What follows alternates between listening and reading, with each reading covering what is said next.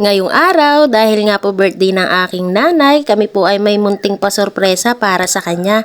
At iyan nga po guys, nagsisimula na akong magawa ng aming munting sorpresa para kay nanay. Sobrang dami din yan guys, kaya medyo natagalan din tayo sa paggagawa. Sana all maraming pera. At iyan guys, yung aking naripak. Sobrang dami, mukhang may mauutangan na ako mamaya ah. At iyan guys, ina-arrange ko na siya sa payong para mamaya ay mayroon na kaming isorpresa sa kanya. At ayan na guys, yung aming munting regalo para sa birthday ng aking mahal na nanay. Happy birthday, Nay!